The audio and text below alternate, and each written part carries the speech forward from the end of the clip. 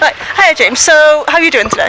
I'm doing very well. I'm feeling good. I've just come off stage, and it was an amazing show. Yeah, I was gonna say, how was it? Because I mean, when we got there, it was literally outside 10 room only. Really? Yeah. Oh my goodness. Well, I think partly I was slightly helped by the bad weather, the rain, and by the end of the set, I sang "Let It Shine," and then like the sun came out, so literally like brought a little bit of sunshine. It's literally But honestly, it was the most incredible, probably the most incredible gig I've done in terms of the number of people. The fact that I was a little bit nervous because I thought I've never played a festival like Download before, even though I love the kind of music. I've never played here. Will they like those school assembly bangers? Who knows? And then it went down really well. Did it beat Glastonbury? I think it might have done actually. I mean, I had the full set behind me as well. I had the school assembly set, I had the apparatus, I had the school hall, everything, like desk and everything. So I felt very much like in the vibe of the. So I think it did beat the Glastonbury performance. Yeah. Good, that's good. Yeah, and I mean, you could tell they were loving it, and obviously slipping in, a lot of the old emo bangers as well. Yeah, I got a bit of My Chemical Romance in there. The great thing was, I didn't know how that was going to go, and I said, your memories of your teenage emo years might be triggered by one note, and I pressed the G on the keyboard, and all of a sudden everyone went da da da, and they were singing along to just like the riff of it. It's literally the classic how to trigger an emo. Literally, yeah. How do you trigger emo? Ding. Yeah, so good. Well, I'm seeing them in a few weeks at Wembley, and I saw them a very long time ago, in I think 2005, when they were supporting Taking Back Sunday in a tiny room. So yeah, back in the day, before they released Black Parade. Yeah, and then now you get to see them do Black Parade in full. Exactly. Yeah.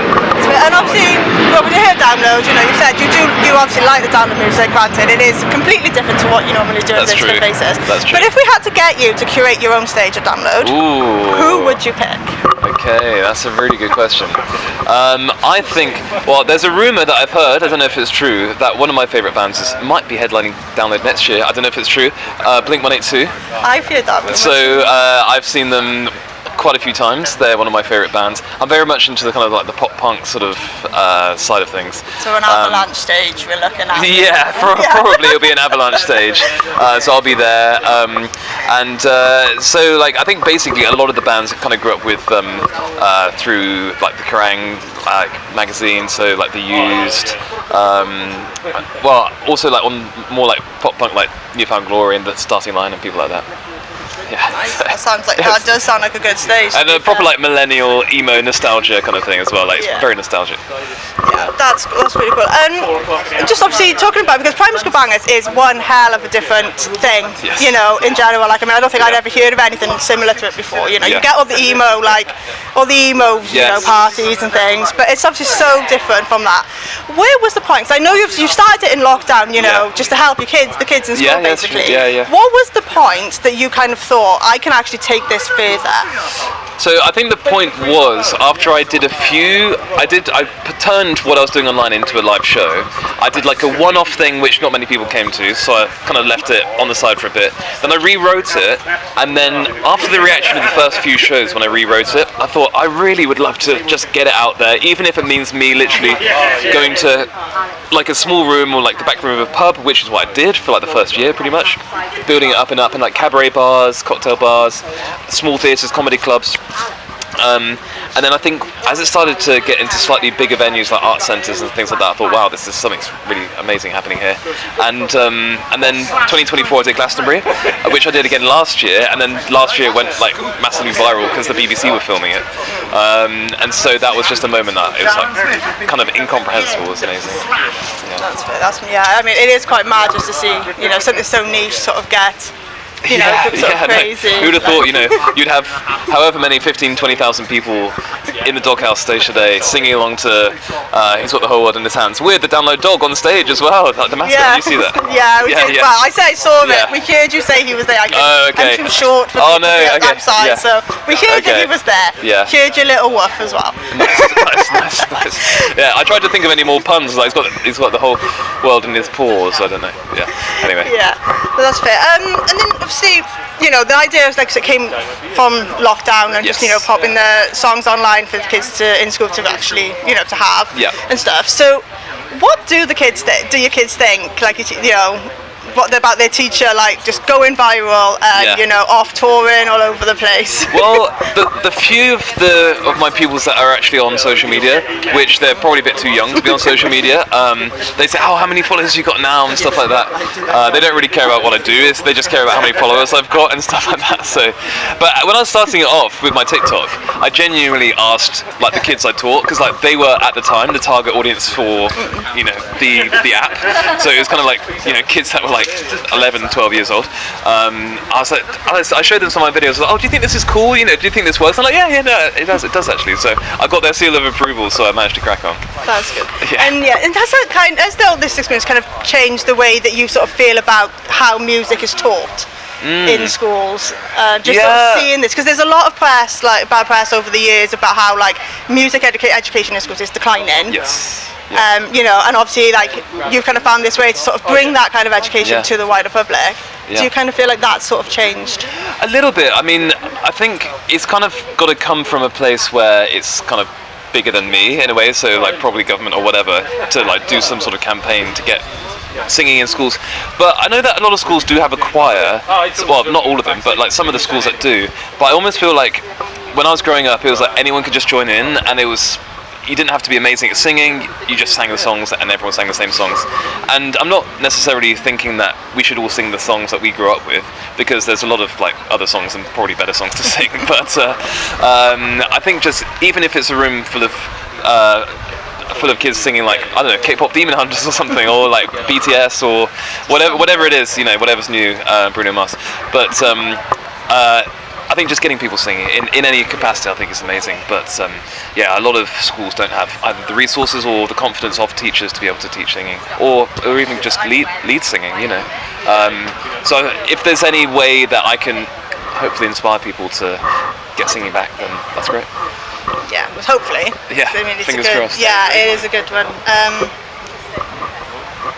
And then how do you decide what songs do make the cut? Okay. And then there's kind of a little double bit there. Is there any that you did originally have in the set that you had to cut because they don't really sit well in like modern society? Because obviously a lot of them are ones that we were learning back in like the 80s, the 90s, the early 2000s. Well, we learned a lot of themes in the set. I talk about all the different themes we sang about. So we actually sang about, my music teacher at school taught a lot of folk songs and protest songs. So a lot of the songs we sang were kind of like Bob Dylan and Joni Mitchell and like things like that. So we were actually taught a lot of like interesting kind of like socially interesting songs. In terms of songs I've cut, to be honest, none of them have been cut because of like their content as such. A couple of lyrics are quite funny, but nothing too bad. Like shouting naked. Yeah, exactly.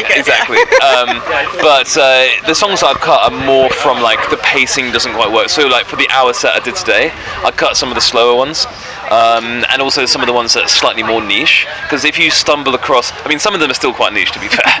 But if you just like randomly stumbled across this set and you watched my hour set, then you probably would know a lot of the songs, I think. So there's not too many that are too niche, I think.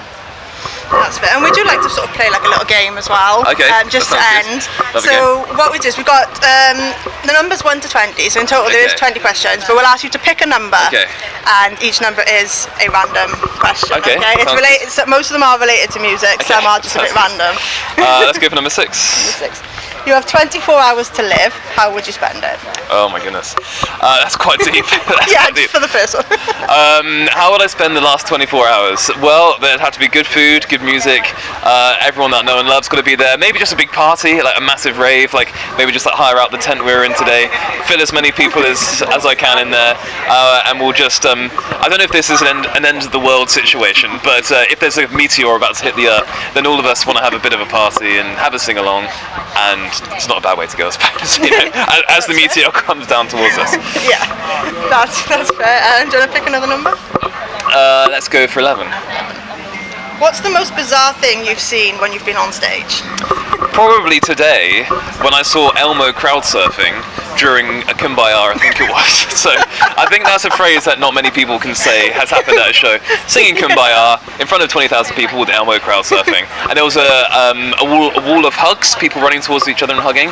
There was a little circle pit of like everyone linking their arms and going around like it was like the Hokey Cokey or something. Yeah, Like a daisy thing. Daisy chain. Yeah. So I think today has to be up there with one, and then obviously like a mascot dog on stage with me has to be up there with one of the most surreal performances that I've done, for sure. Nice. Yeah, that does sound bad. I mean, Elmo crowd surfing. Kumbaya's not a crowd surfing. Not really, song, no. is it? Although at Glastonbury, another interesting thing was like there was a big like burly guy that looked like Jason Statham with like shaved hair. Like, he looked like quite solid, and he was wearing like a really skimpy like school uniform, and like he was crying to like the songs and stuff. And he had a flag that he'd made, which was "Give me oil in my lamp." So there we go. That was also quite surreal. He was definitely there for one reason. He was. Yeah. Yeah, and do you want to do one more? Yeah, sure. Let's go for number 17. What's a piece of advice you ignored early on that you're glad you ignored? Oh, I'm glad Whether it's in your career or in life, either one. Well, I'll tell you what, it was the careers advisor at my school when I was going to university said don't bother applying, kind of thing. To the university I wanted to go to, he was like, oh, you won't get in. And then I did, and then I got in. I ignored it as his advice, and he also said that being a musician, a freelance musician, is a bad idea. And again, I ignored that advice. So I'm, living the life as a musician. So there we go. I ignored. So sometimes they give good advice, sometimes they don't. I didn't have a particularly good advice there, so I ignored that advice, and it's Look been where alright. Yeah, exactly. Yeah, definitely. That's great. Thank you very much. Thank you very much.